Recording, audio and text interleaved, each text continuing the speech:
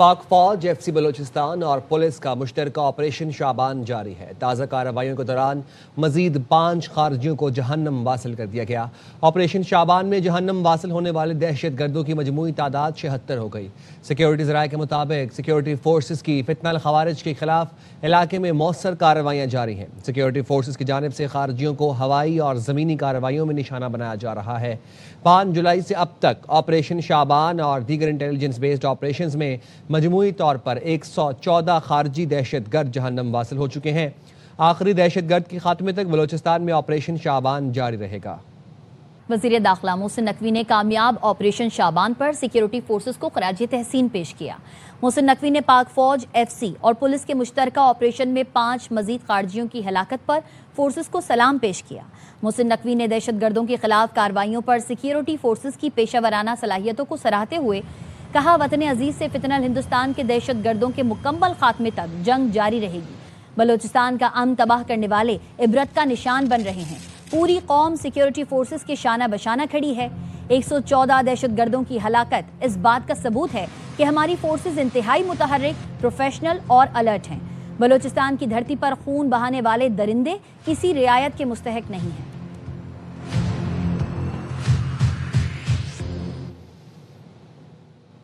وفاقی آئینی عدالت نے پیر سہاوا منال ریسٹورانٹ گرانے کا فیصلہ کالعدم قرار دے دیا۔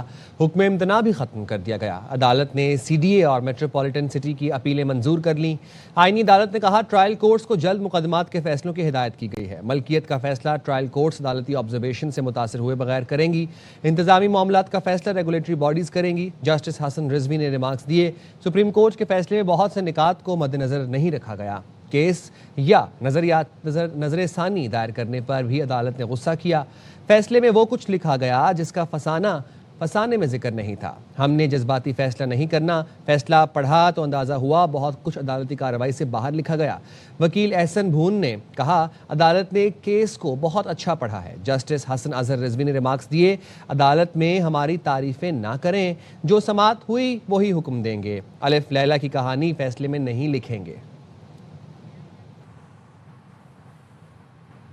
وزیر اعظم شہباز شریف ایک دن کے دورے پر قطر روانہ ہو گئے۔ سابق وزیر اعظم نواز شریف بھی ساتھ ہیں۔ سابق امیر قطر کی وفات پر پاکستان میں آج یوم سوگ منایا جا رہا ہے۔ قومی پرچم سرنگوں ہیں۔ وزیر اعظم شہباز شریف شاہی خاندان سے جدید قطر کے معمار اور سابق امیر شیخ حمد بن خلیفہ کے انتقال پر تعزیت کریں گے۔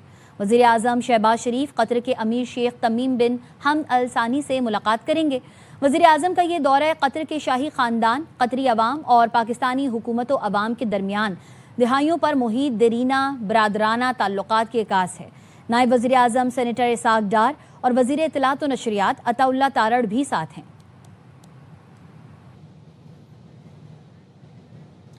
امریکہ کے ایران پر تازہ حملوں میں ایک شخص شہید ہو گیا۔ ایران کے اردن، بحرین، عمان اور کویت میں امریکی اہداف کو نشانہ بنایا۔ سینٹ کام کا کہنا ہے، آبنہ ہرمز بین الاقوامی گزرگاہ ہے، ایران اس پر کنٹرول نہیں کر سکتا۔ ایران کے خلاف ایک اور بڑا فضائی آپریشن مکمل کر لیا۔ پہلی بار بحری اور فضائی ڈرونز کا استعمال کیا گیا۔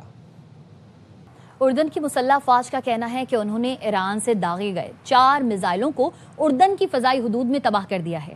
اردنی فوج کا یہ بھی کہنا ہے، ایرانی حملے میں کسی قسم کا نقصان نہیں ہوا۔ اس سے قبل ایران نے اردن میں ایک فضائی اڈے کو نشانہ بنانے کا دعویٰ کیا تھا۔ کویت کی مسلح افواج کا کہنا ہے، وہ ملکی فضائی حدود میں داخل ہونے والے دشمن اہداف سے نمٹ رہے ہیں۔ کویتی فوج کے سربراہ نے سرکاری خبر ایجنسی کو جاری بیان میں کہا کہ مسلح افواج اس وقت کویتی فضائی حدود میں موجود دشمن اہداف کو روکنے میں مصروف ہیں۔ آپ کے بہادر سپاہیوں کی امریکی دشمن کے خلاف جوابی کارروائیاں جاری ہیں۔ پاسداران انقلاب کے قائم مقام commander brigadier general Ahmad Vahidi نے ایکس پر لکھا، آبنہ ہرمز ہمارا علاقہ ہے اور ہم دنیا کے دوسرے کنارے سے آنے والی اس باغی بچوں کی قاتل فوج کو وہاں اپنی غیر قانونی مداخلت جاری رکھنے کی اجازت نہیں دیں گے۔ سینٹ کام کے سابق کمانڈر جنرل فرینک میکنزی نے آبنہ ہرمز کی بحالی کے لیے جزیرہ خاک پر قبضے کے منصوبے کا انکشاف کیا ہے۔ سی بی ایس کو انٹرویو میں میکنزی نے کہا، صدر ٹرمپ حکم دیں تو امریکی افواج ہرمز کا کنٹرول سنبھالنے کی صلاحیت رکھتی ہے۔ ایسا کرنے کے لیے اس آبی گزرگاہ میں امریکی جہازوں کو تعینات کرنا ہوگا۔ If this deal fails, President Trump is going to take the Strait of Hormuz over by force. The U.S. will control the Strait of Hormuz. How does the United States end up controlling the Strait of Hormuz? That is possible. We certainly have the capability to control the Strait of Hormuz if the president chooses to follow that course of action. We have the capability to do that. That capability is resident in the U.S. military, should the president elect to employ it. That would include opening the Strait of Hormuz, maintaining the Strait of Hormuz open, and in fact seizing Karg Island, should we elect to do that. And I would just say as an aside, that's something we should think about doing, because possession of Iranian soil would be a significant factor in future negotiations with Iran. So all those options are on the table. I'm not sure where we're going to go with this, but I do know we have these capabilities. Look, what he's been trying to do is get to a diplomatic and a political solution here. The fact of the matter is the Iranians generally only respond to military force and to extreme pressure.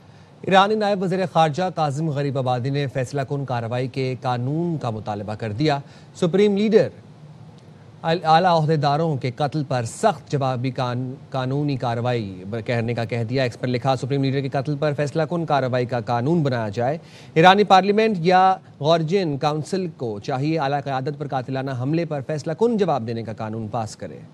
OIC ने आबना Hormuz में तिजारती जहाज़ों पर ईरानी हमलों को बैनुल-अक़वामी कानून की खिलाफ वर्जी करार दे दिया। OIC का कहना है बैनुल-अक़वामी आबी गुज़रगाह पर जहाज़ों पर हमले और बैनुल-अक़वामी तिजारत में रुकावट डालना बैनुल-अक़वामी क़वानीन की सरीह खिलाफ वर्जी है। ईरान के जारहाना इक़दामात आलमी तिजारत में रुकावट और ख़ित्ते में अदम इस्तेहकाम का बाइस बन रहे हैं। OIC बयान में मज़ीद कहा, आबना हॉर्मुज़ में जहाज़ों पर ईरानी हमले अक़वाम मुत्तहिदा मंशूर के भी खिलाफ है। आबनाए हुर्मुज़ में दोबारा कशीदगी की सदर ट्रंप ने वजह बता दी। कहा, ईरान ने गुज़िश्ता रोज़ मुआहदे पर इत्तेफाक कर लिया था, सब कुछ तस्लीम कर लिया था, लेकिन मुज़ाकरात के सिर्फ 1 घंटे बाद ईरान ने एक जहाज़ पर ड्रोन हमला कर दिया।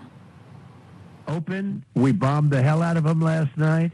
They're very, very sick people. We had meetings with them for the last. They agreed to a deal yesterday, a perfect deal for us. No nuclear, no this, no that, no nothing. They gave up everything. And then after that, they left the room. And then within an hour, they launched a drone at a ship. I don't want to talk about it. ईरानी हमले में बच जाने वाले अमरीकी फ़ौजियों ने अपने generals पर संगीन इल्ज़ामात आयद कर दिए। वाशिंगटन पोस्ट के मुताबिक कुवैत में ईरानी हमले में बच जाने वाले अमरीकी फ़ौजियों ने बताया कि आला फ़ौजी क़यादत को पता था कि कुवैत में अमरीकी अड्डा गैर महफूज है। अमरीकी फ़ौजी क़यादत ने वार्निंग्स को बार बार नज़रअंदाज किया। मुनासिब दिफाई निज़ाम के बगैर एक गैर महफूज मकाम पर फ़ौज तैनात की गई। रिपोर्ट में एक अमरीकी एहलकार के हवाले से लिखा गया है कि हमले के बाद सीनियर कमांडर्स इमदादी कार्रवाइयों के बजाय इमारत छोड़कर भाग गए। ज़ख्मियों के तिब्बी इनखला का भी मौसर अंदाज में इंतज़ाम नहीं किया गया था। वाशिंगटन पोस्ट के मुताबिक 1 मार्च को कुवैत पर ईरानी हमले में 6 अमरीकी फ़ौजी एहलकार हलाक हुए और 30 जख्मी हुए थे। वाक़ये से मुतालिक दाखिली तहकीकात में किसी फर्द को जिम्मेदार नहीं ठहराया गया। मशरिक़ वस्ता में कशीदगी बढ़ने से बैनुल-अक़वामी मार्केटों में ख़ाम तेल की कीमतों में इजाफा देखा जा रहा है। ब्रेंट ख़ाम तेल 3.67% इजाफे के साथ $78.79 फ़ी बैरल पर पहुंच गया। अमरीकी वेस्ट टेक्सास 3.7% इजाफे से $74.06 फ़ी बैरल पर ट्रेड कर रहा है।